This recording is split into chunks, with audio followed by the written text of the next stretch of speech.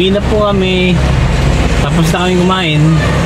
At hindi kami nakahanap ng wheelchair dito sa SM.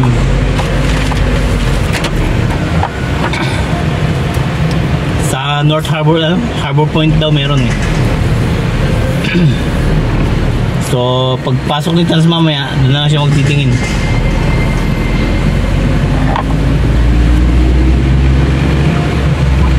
Sa ngayon, uwi na muna kami. So yun, dahil hindi kami nakakita ng wheelchair, walang pabilihan na shop dito sa SM.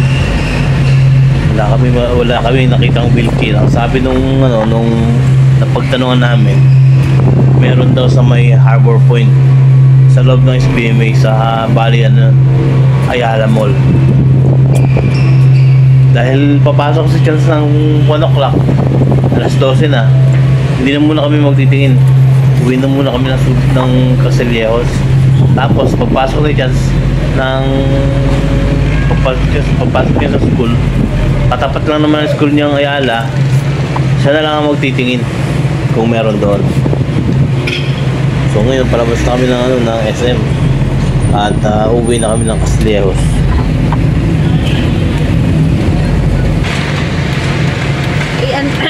Ikukunin papayag yun, pa-birthday nito sa'yo.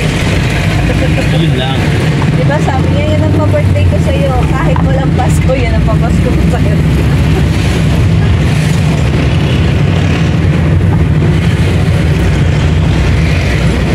No, sit down.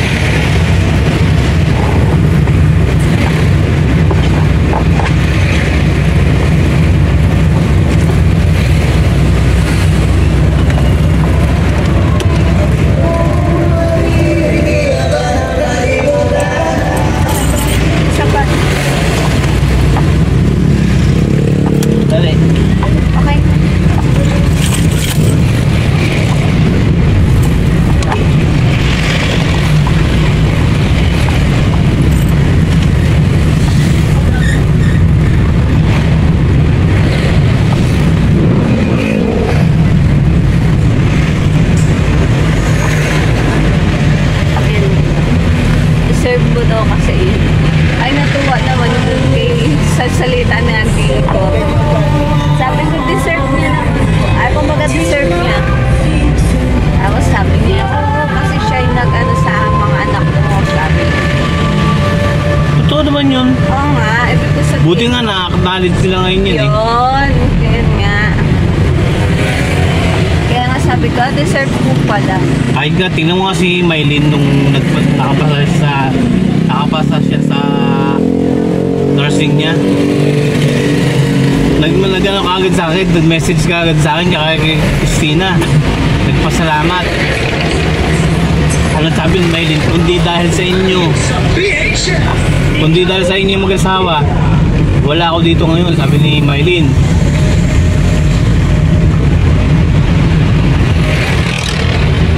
Saka nandun naman si April na kay Cora, na ano niya na yun, nasasabi niya na, nagkukwento niya na. Kanina nga, pagtawag pala, pagsagot ko eh, Father, sabi kagad ni April eh. Hanggang ngayon, yan pa na yung tawag mo sa akin ha. Tapos, pinaliwanag niya kay Cora kung bakit Father. Kasi nung mga bata pa sila, para daw akong pari, sermon ng sermon. Akala kong father. Oo. Father na ama. Yung pala, isang pari. Pari. In-explain ko pala Kaya yun ang tawag talaga nila sa akin nun. Father, ginaganyan nila ako eh. Kasi parang nga daw akong pari dahil palagi ako nagsisermon sa mga yan. Kung maliliit pa sila. Lalo sa April, naku Mariosep. Sobrang tigas talaga ng ulo niya batang yan. Alam na April yung pag sinasabi ko sa kanya, tawa na lang siya eh. Pag kinukuwento ko sa kanya, sobrang tigas ng ulo mo. Tatawa-tawa na lang siya eh. Ngayon naman eh, maganda na yung buhay niya.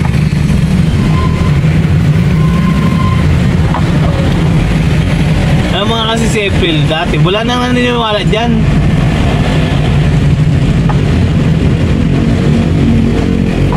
Wala nang gustong maniwala sa mga sinasabi niya, hindi na naniniwala.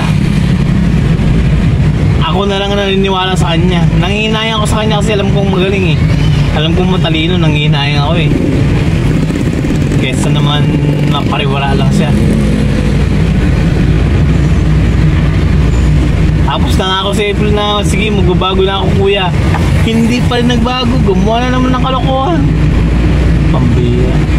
Noong nasa Saudi pa ako, nagkaroon ng trabaho sa Pampanga yan, sa call center. Doon pa lang, isipin mo, hindi naman siya nakapagtapos ng high school. Hindi siya nakapag high school eh. Pero nakapasok siya sa call center. Eh, English ang salita dyan. Doon pa lang, maiisip mo na eh. Magaling na bata to, hindi nakapag-aral pero marunong mag-English. Tuwan-tuwa na ako sa kanya nun. Alam ko tuloy-tuloy ng pagbabago. Nakilala si Bods. Patay ah. Na-inlove na naman. Ayun, nabuntis na naman. Yun na nga si Chuchoy. Pambira, wala na yata talaga pag-asa ng umano to sa April. Tumino. Sige, galit na galit sa kanya yung mga taga-Kalapakuan. Di nag-resign na sa trabaho, nawala na naman ng trabaho. Akala ko pa naman, ito pa rin ako, suporta pa rin ako sa kanya. Akala ko pa naman, mababago na daw. Nabuntis na naman ni Nicolas. Pambihira. Nabuntis naman kay Joshua, wala talaga, sabi ko wala na yata talaga pag-asa to sa April. Ayun na talagang umasa ng mga tao eh. Kahit si Christina no, na iinis sa akin sa Christina eh. Ikaw na lang naniniwala sa pamangkin mo eh, sabi sa akin ni Christina.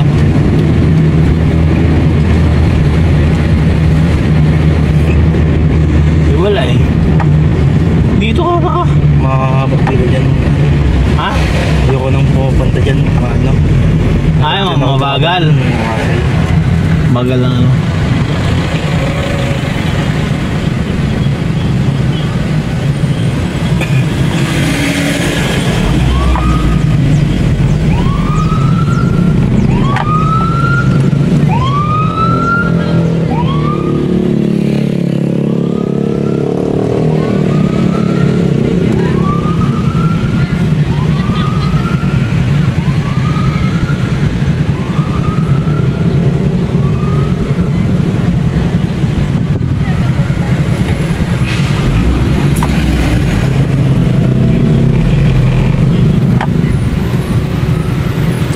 Dito po sa SBMA by traffic enforcer o wala, kailangan mo pa rin huminto sa mga intersection.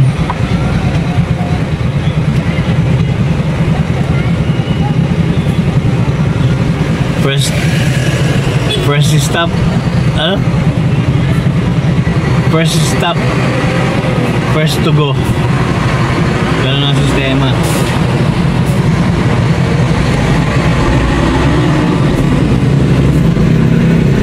Alam mo na, nung araw, ito kasi dating naval base dati ito eh.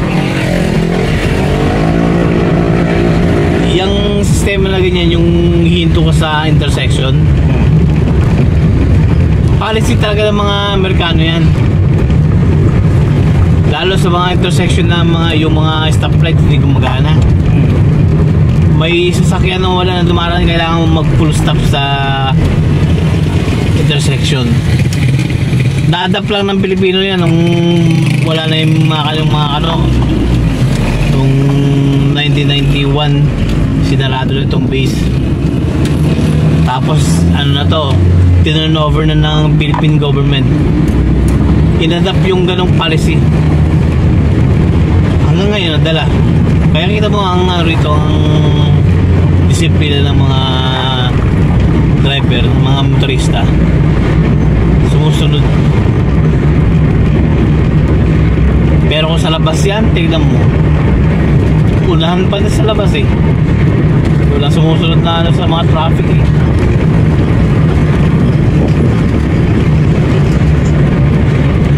So ngayon nasa loob na kami ng SBMA. At diyan kami dumaan. Hindi na kami dumaan sa may Kalaklan. Kasi dito, sa loob ng SBMA, paglabas mo, sigsag na agad sa may sementeryo. Hindi na dadaanan yung kahabaan ng Kalaklan. Kaya mas madali dumaan dito sa Kalaklan Gate, sa loob ng SBMA. Pagkalabas namin dyan, diretso na yun sa pauwi na ng Castillejo. Atras na. Maya-maya. Ay, sus. End of the year na. 2026 na. 2026 na eh.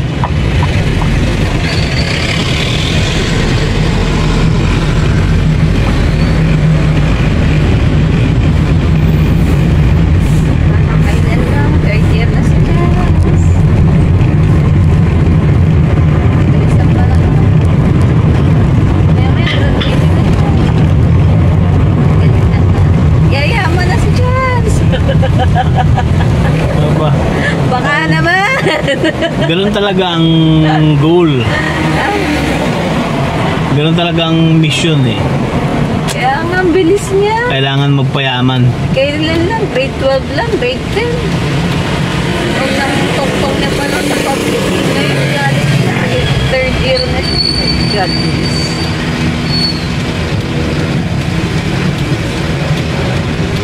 Kumbaga nga, dati alaga ko baby pa lang. Ngayon, gusto na. Kumbaga nga sa may alaga kang batang maliit eh.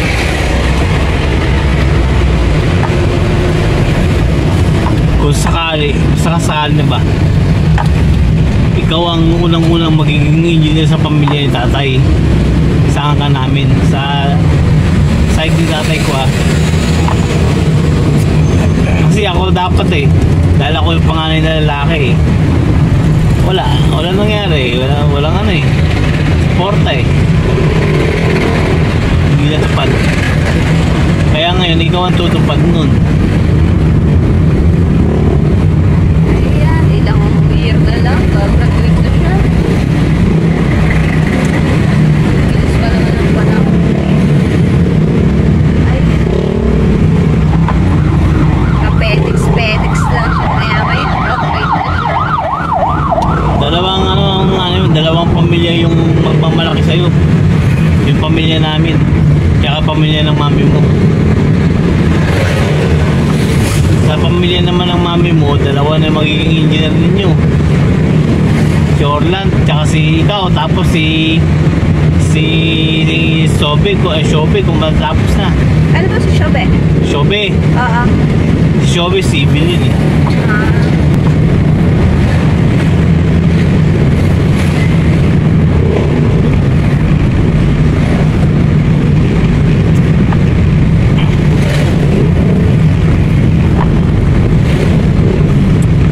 Tapos sa side naman namin, may mga nurse namin. May dalawa na kaming nurse. Magiging nurse pa si April, tatlo na sila. Si Kish naman magiging midwife.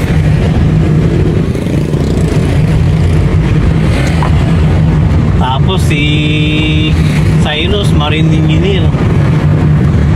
Si Goten, IT.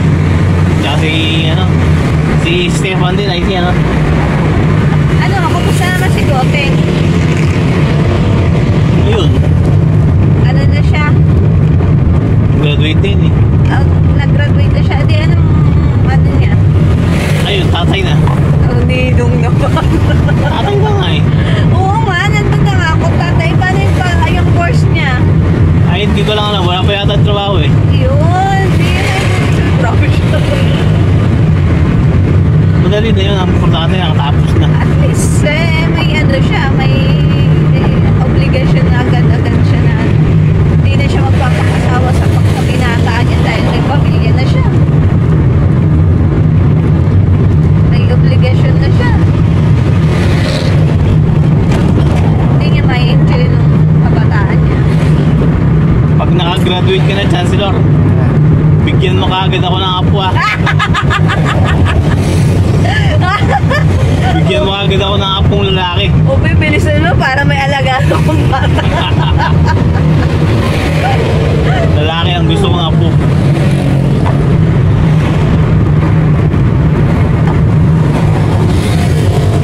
Kaso, maano sa babae to eh.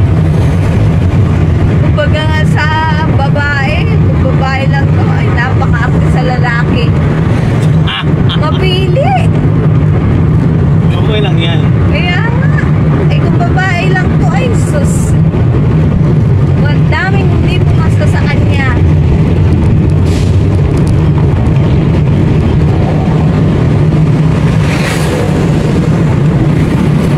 Ganyan nga, itsura. Bihit, ano na mapili sa babae. Galing nitong batang to. Ang hanapin mo na kaya meron din pinag-aralan. Huwag kang pulot lang ng babae na kung saan.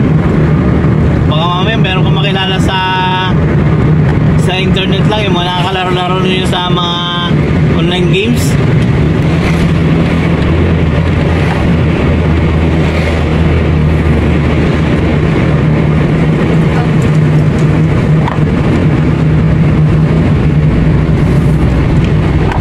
Kahit ako gusto ko rin mapangasawa mo, iglesia eh.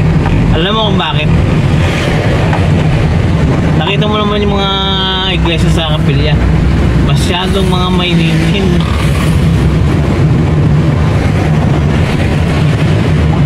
Tapos masyado pang mga sa kapilya.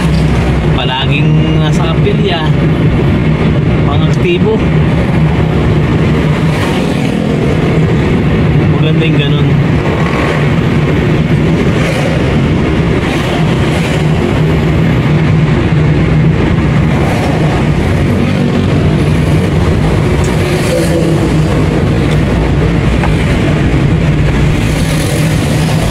Nung kabataan ko, marami din ako naging girlfriend dun. Sino-sino lang din, kahit sino. Patol ako ng patol eh. Patay tayo dyan. Oo, pero dumarating talaga yung point na iisipin mo na yung future mo eh. Mag-aasawa na ako, ayoko makapangasawa ng ano lang, ng mga babaeng ano ba, hindi maganda yung background. Iisipin mo ngayon talaga, maghahanap ka na talaga ng babae na alam mo maayos.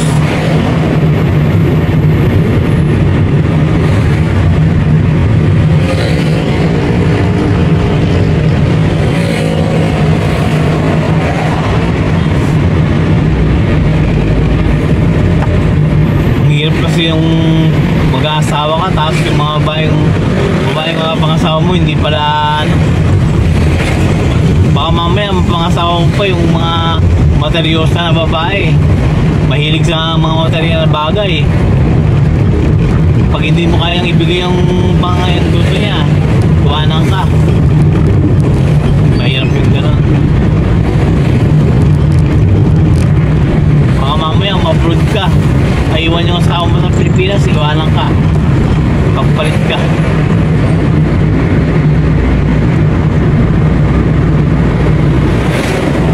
Maraming ganyan sa abroad eh, mga nagiging experience ng mga nasa abroad. Yung mga naiiwan yung mga asawa sa Pilipinas, naghahanap ng iba, nasisira ang pamilya.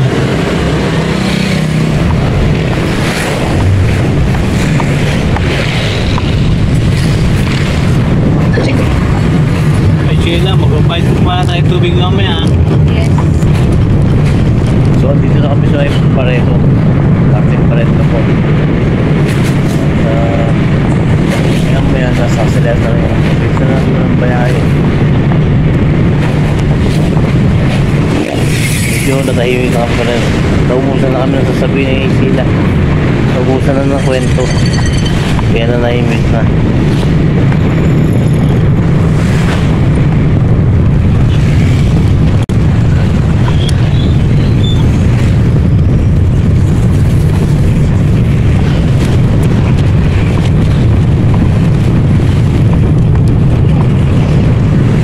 Nasa may parking Matayin na kami. Matayin or Kalapuan na yan. Pagkatapos maya nasa bahay na rin yun. Bilis din ang biyahe. So ito na ano na nga pala kami. Papunta na namin ng Kalapandayan. So far Kalapandayan na wala ito.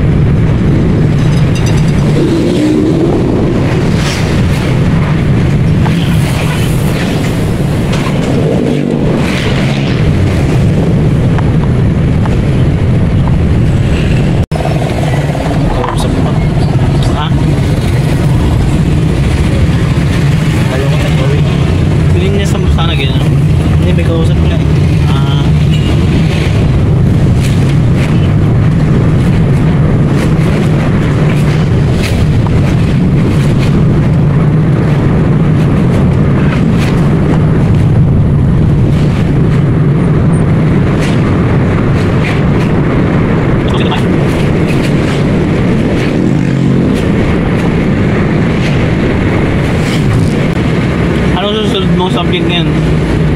Basics. May exam din ngayon? Ito na pala.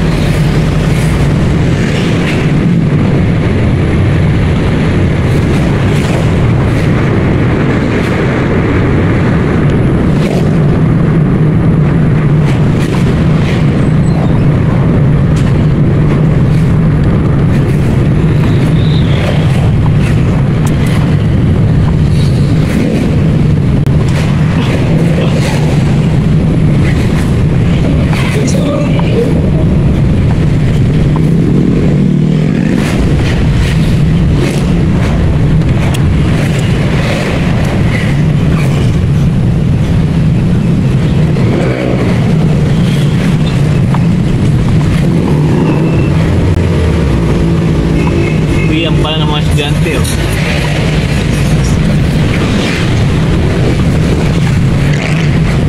So yun na nga, nasa parting Kalapawan na pala kami. Ay, Subic na pala ito. Parting Subic na. Dito pa kami sa bayan. Bayan ng Subic. Kaya matraffic na eh.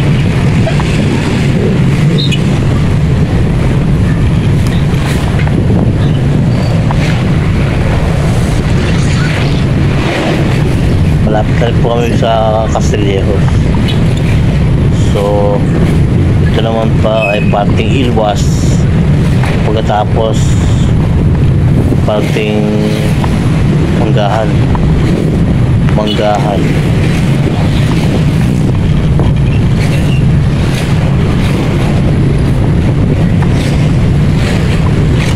Yan ang mga estudyante.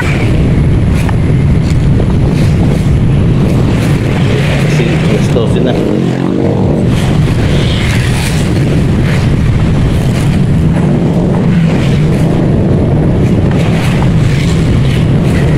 Ayun, malapit na kami sa Castillejos.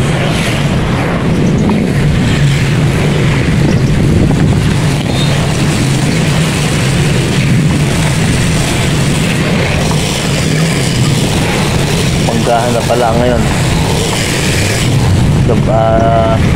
Dito kami sa may Walter na malapit na po kami. Medyo mabagal lang ang traffic dahil marami estudyante tumatawid eh. Uwian kasi na estudyante ngayon. So ngayon medyo okay na naman ang takbo ng wala na yung mga estudyante kaya mabilis na naman.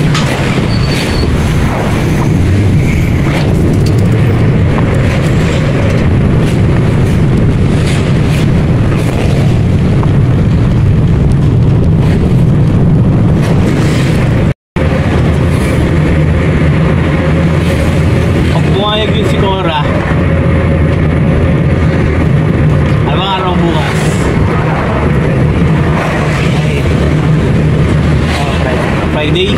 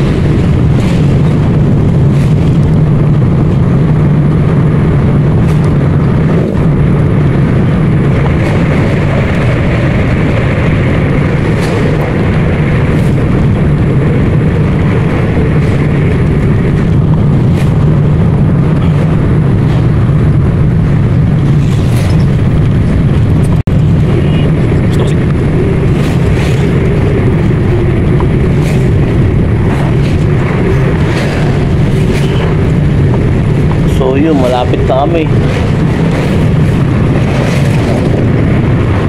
Kasama sa ano. Sa Prime. Fiesta Prime. Dito na kami sa ano. Pamatawan na. Malapit na po kami sa Castilleros. Ito po. Castilleros na. Okay, Castilleros na. Dito na kami sa Castilleros.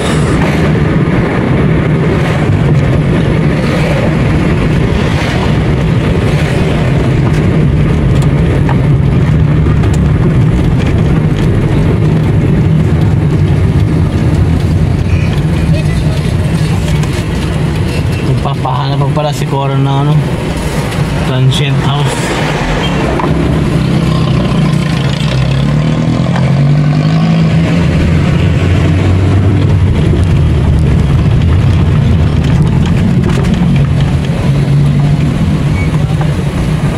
Doon kaya sa Rayam, Bay? Pangit doon. Ha? Pangit. Pangit doon?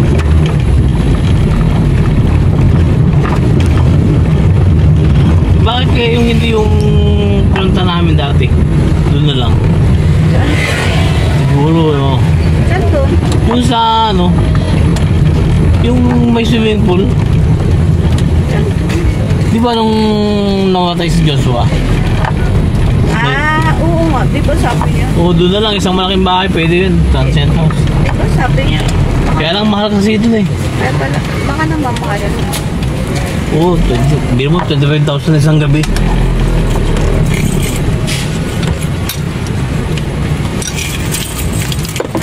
Gusto niya itong bahay ko. Eh ba, kulang nga eh. Kulang sila. Pagkukuha nga, diba, 2 unit dapat.